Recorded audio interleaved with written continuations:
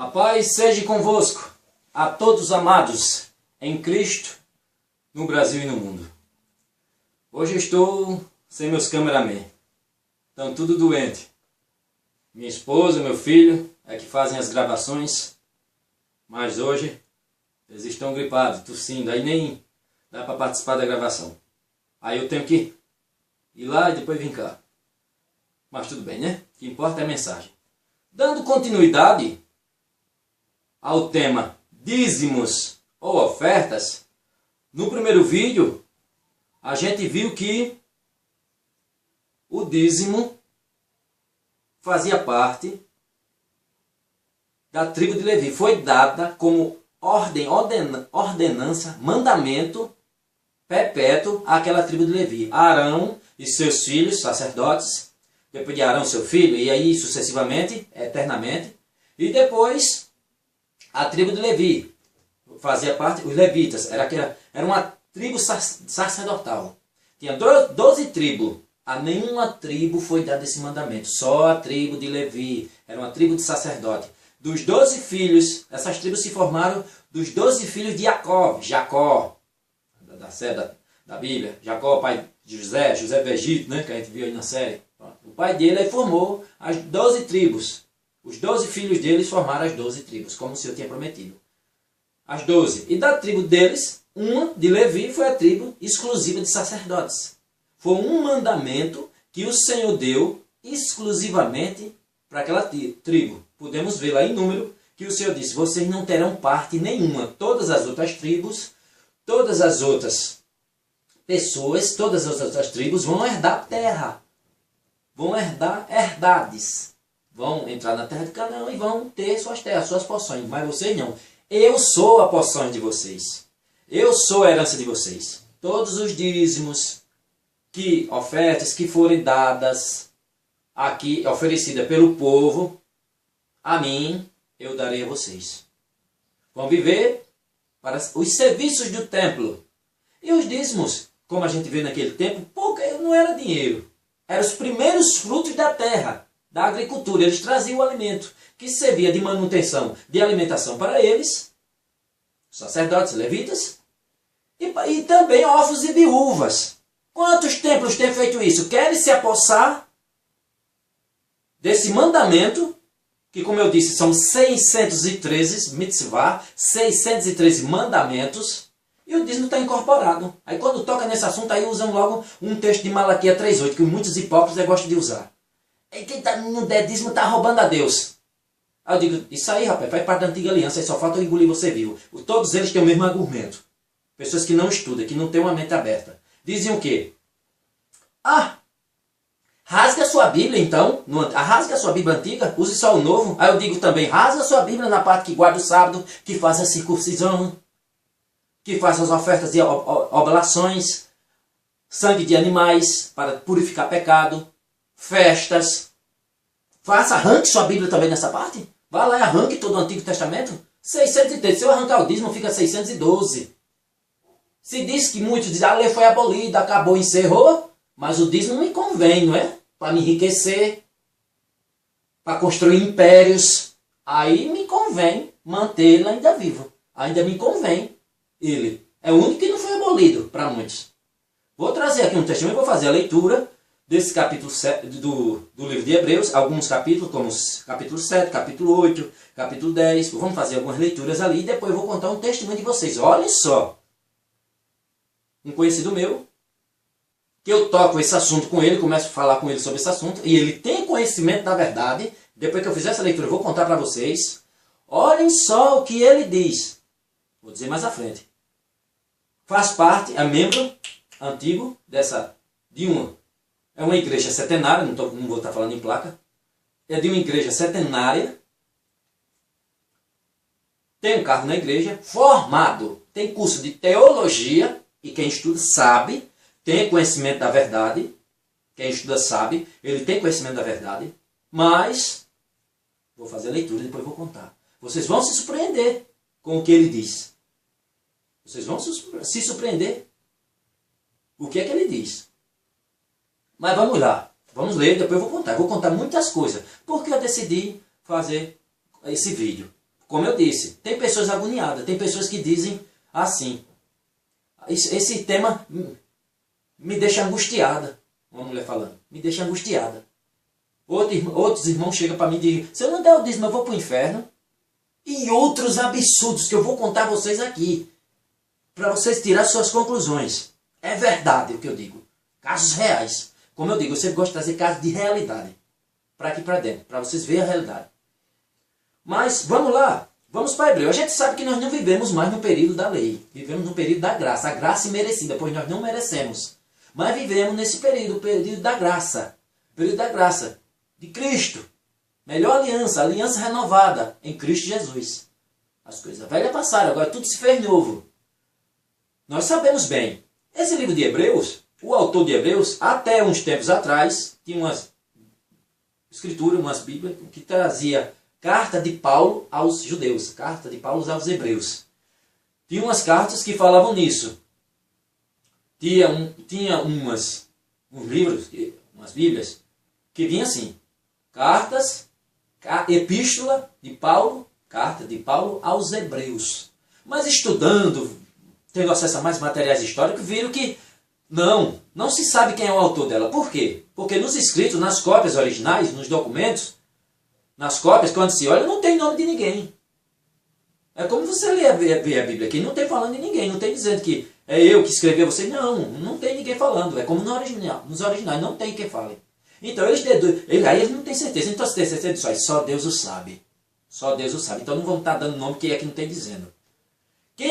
Possivelmente, quem é que fez, tem candidatos fortes, porque olhando o tempo e aquela época dali, e olhando quem são os candidatos que eles têm, não tem certeza, claro, mas pela qualidade, quem era letrado e capaz de fazer isso? Pela Paulo, Barnabé, Apolo, eram letrados, capazes de fazer, e estava naquela época ali. Qual o objetivo do autor? Forte candidato. Pode ter sido um desses. Ninguém sabe de certeza, só Deus o sabe. Mas foi um desses aí. Agora quem, né? Não tem certeza. Então, preferiu deixar do jeito que está no original. Carta aos Hebreus. O autor, qual o objetivo dele? Qual o objetivo dele quando ele fez isso aqui aos Hebreus? Os Hebreus aqui, os judeus, estavam no tempo da lei. E ele quis mostrar que estávamos agora numa aliança muito mais perfeita através dos manuscritos do livro da Bíblia. O primeiro naquele tempo ali só era o Tanar, os primeiros escritos, as primeiras coisas, o Antigo Testamento era ali, e ela através dali mostrando a ele coisas que tinha ali, que passou, que fazia profecias, alusão à nova aliança, que o Senhor ia fazer uma nova aliança com a casa de Judá, a casa de Jerusalém, no original Yehudá e Yahushalaim, que ia fazer uma nova aliança, não aquela que tinha feito com os seus pais quando os tiraram do Egito no Monte Sinai, não, mas uma nova aliança muito superior, que é em Cristo Jesus. Ele estava mostrando argumentos que ele era a nova aliança. Ele era o prometido de Israel. Então é a carta que fala nisso aos judeus, ele mostrando que tudo passou e agora estava vivendo uma nova aliança, o período da graça. E esses textos que eu tirei aqui, que está Hebreus 7, Hebreus 8, 10, capítulo 7, capítulo 8, capítulo 10, algumas passagens que eu tirei, mostra claramente, ele mostrando, argumentando que aquilo passou. Estavam agora em algo muito superior, no período da graça, graça imerecida, pois nós não merecemos. Mas pelo sangue imaculado e puro de Cristo Jesus, derramado na cruz do Calvário, por misericórdia de nós, quem crê e se arrepender será salvo. Não por nossos méritos, pois somos pecadores, mas sim pela misericórdia de Deus para com todos nós. E ele mostra isso, que aquela aliança passou, e todo aquele conjunto, que nós vivemos agora em promessas muito mais excelsas, muito mais superiores. Quem? Cristo Jesus. Ele mostra, o autor mostra, começando com os judeus, evangelizando os judeus, nesse princípio, mostrando isso. E está nesse livro aqui. Então vamos começar a ler? Vamos começar a ler aqui, ó, por Hebreus 7,5. Ele falando mais uma vez, mostrando, vamos ver aqui, mostrando que, como eu digo, os dízimos eram um mandamento, fazia parte da lei. Se eu chego e digo que o sábado foi abolido, que a lei foi abolida, como é que eu posso defender piamente o dízimo, que faz parte de algo que passou? Hoje, estamos em algo muito superior e vamos mostrar o que é o superior. Sim, mas como vamos fazer para manter o ministério e as coisas? Sim, vamos lá. A Bíblia vai mostrar. E eu vou mostrar a vocês que as igrejas sabem, mas não dizem a verdade. E eu vou dizer a vocês aqui. Eu vou dizer. Mas vamos lá na Bíblia. Vamos. A gente já sabe que estamos perdendo a graça, mas vamos ler alguns capítulos confirmando. Quem já sabe, confirma mais. Quem não sabe, passa a saber. Vamos ler, vamos aprender mais. Quem já sabe, aprende mais. Quem não sabe, vai aprender ainda. Agora, vamos ver. Hebreus 7, 5. Capítulo 7, 5. Vamos ler aqui, confirmando. Ora, os que dentre os filhos de Levi receberam o sacerdócio, têm o mandamento de recolher, de acordo com a lei, os dízimos do povo, isto é, dos seus irmãos, ainda que tenha todos estes descendidos de Abraão. Mandamento, lei, e dos seus irmãos, do seu povo, era do seu povo. Veja quando Abraão, lá no início, o rei de Sodoma queria presentear ele com coisas, o que é que ele disse? Ele disse, de você eu não quero nem escorrer de sua sandália. Nação pagã, ímpar, miserável. De você eu não quero nem escorrer de sua sandália, quanto mais alguma outra coisa mais. E aí? Hoje você chega em certas igrejas, você não sabe nem quem é a pessoa. Você não sabe nem quem é. Ele não quer só escorrer da sua sandália, não. Ele quer tudo que você tem dentro de casa.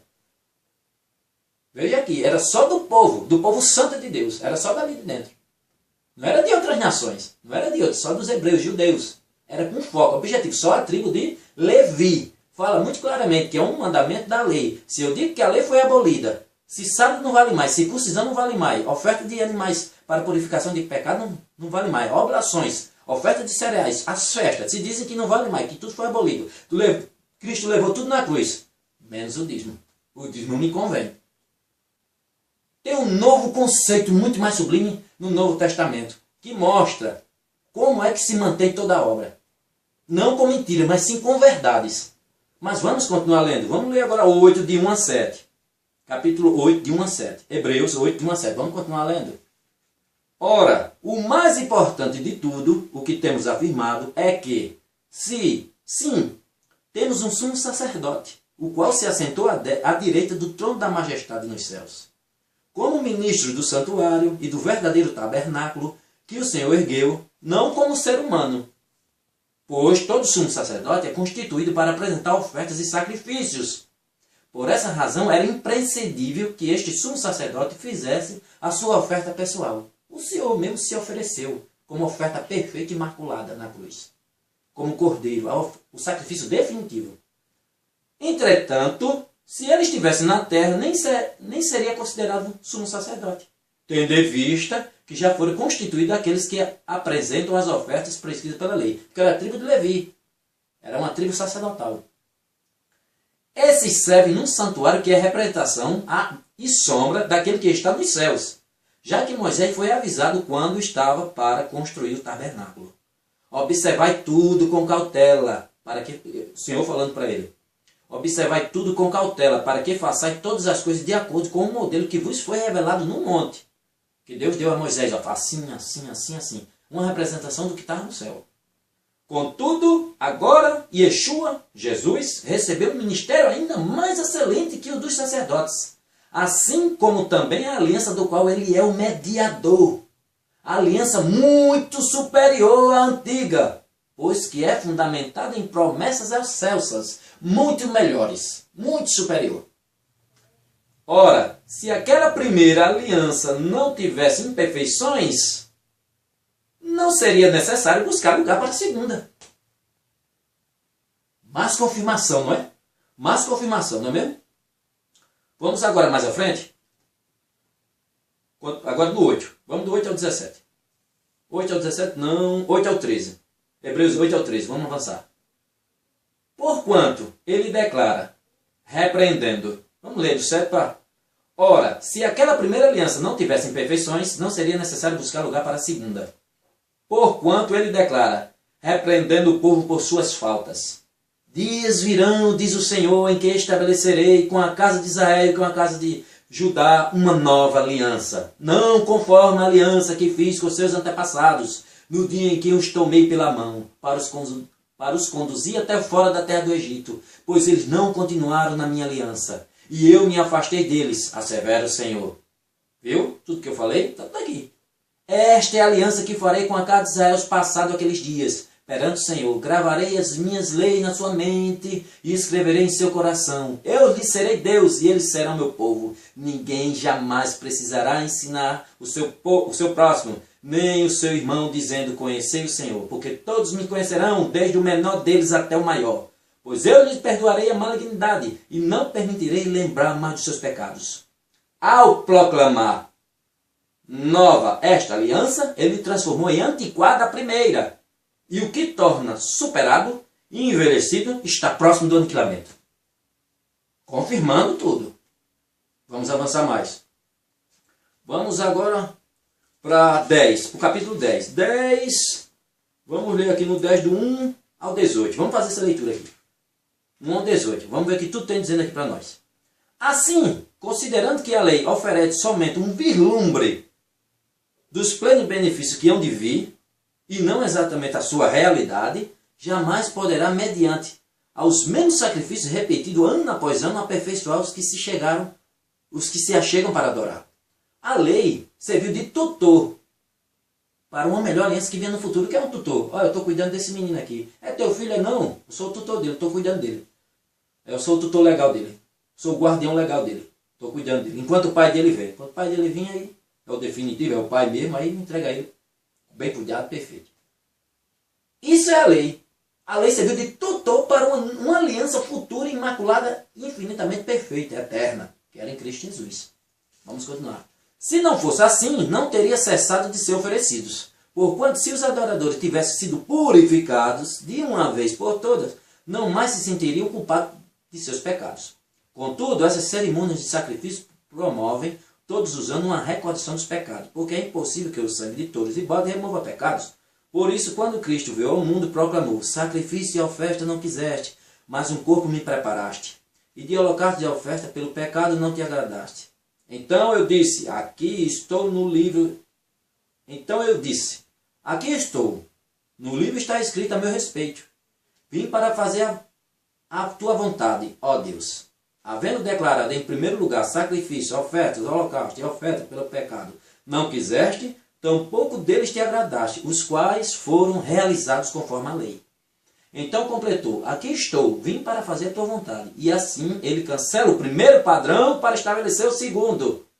E por essa determinação fomos santificados por meio da oferta do corpo de Yeshua HaMashiach, Jesus o Messias, feito de uma vez por todas. Ora, todo sacerdote se apresenta dia após dia, para exercer seus deveres religiosos, que nunca pode remover os pecados. E Yeshua, Jesus, no entanto, havendo oferecido para sempre um único sacrifício pelos pecados, assentou-se à direita de Deus, aguardando daí em diante até que seus inimigos sejam submetidos por estrado dos seus pés.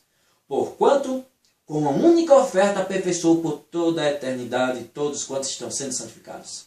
E disso, igualmente, nos dá testemunho o Espírito Santo, porquanto após ter declarado: esta é a aliança que farei com eles, depois daqueles dias, diz o Senhor, colocarei as minhas leis no amargo do seu coração e as escreverei profundamente em sua mente. Concluiu: dos seus pecados e iniquidade nunca mais me permitirei recordar. Afinal, onde todas as transgressões foram perdoadas, não existe mais qualquer necessidade de oferta de sacrifício pelo pecado. Veja o conjunto, vocês viram? Aqui confirmando o que a gente sabe. Que nós não vivemos mais no período antigo. Uma nova aliança foi feita no Senhor, muito mais superior. Dízimos, sábados, sacrifícios, circuncisão, tudo isso faz parte do passado. Hoje nós não temos mais um templo em Jerusalém que foi para ali com aquele objetivo, no meio do povo, sacerdote levita. Nós não temos mais sacerdotes levitas e nem templo para alimentar. O templo colocou-se abaixo no ano 70 depois de Cristo. Mas muita gente diz: veja o que o Senhor diz, dá de César o que é de César e de Deus o que é de Deus. Tudo estava válido no tempo do Senhor. Tudo estava válido. Ele ainda estava de pé. O sábado estava valendo. Ele não trabalhava com remuneração financeira naquele dia. Ele curava as pessoas. Ele mostrou o verdadeiro sentido do sábado. Não mostrou como o povo do passado. Olha, se vocês veem os hábitos, por exemplo, os essênios era uma seita judaica tão radicais, que no sábado eles não faziam nem necessidades fisiológicas. Era até proibido entre eles fazer necessidade fisiológica nesse dia. Veja que absurdo. Onde é que está dizendo na Torá, Deus falando, guardai os meus sábados porque é santo? Onde é que ele falou isso? Onde é que ele falou que não era permitido fazer o bem? O próprio homem criou legalismos em torno desse dia. E Cristo veio para quebrar isso. Não. Hipócritas, se o seu animal cair numa vala, ou num buraco, num poço, nesse dia você não vai tirar? Os essênios viviam radicalmente isso. Era tão radicais, se o animal dele caísse num vaso, caísse dentro de um valo, dentro de uma vaza, dentro de um poço, naquele dia deixavam morrer. Só pegavam no outro dia, eles eram radicais mesmo. Mas os fariseus não, pregavam essas coisas para o povo, mas se o animal dele caísse, ele ia tirar. Jogava peso pesado nas costas do povo e eles não cumpriam. E o Senhor veio dar um maior sentido a tudo isso. Mas estava válido no tempo dele. É mais fácil o céu e a terra desaparecer do que sumir uma vírgula ou um traço da lei, até que tudo se cumpra. Quando ele estava na cruz, ele disse, já do fim, ele disse, está consumado, Pai, em tuas mãos entrego o meu espírito. E morreu. Ele cumpriu, o único homem a cumprir todos os 613 mandamentos por completo. Foi perfeito, sacrifício perfeito e infinito. Ele cumpriu aí. A partir daí, recomeçava um novo padrão, muito mais superior, que começa onde? Em Atos dos Emissários, Atos dos Apóstolos. Essa expressão primeira que eu falei em hebraico, Atos dos Emissários, que é o sentido meu, enviado, mandado, propague, leva a mensagem. Atos dos Apóstolos. Iniciou-se ali. Veja que quando chega ali, o nível é muito mais além. Aquelas coisas passaram. Hoje é um nível a mais, muito mais superior. Dízimo, essas coisas, passou. Sim, irmão, mas como faz para a gente manter o ministério com um nível que é triste falar, mas se perdeu. Como se perdeu a essência de Cristo? Como se perdeu a essência dos apóstolos? Mas tudo estava profetizado, o tempo de apostasia. Aí agora vem a revelação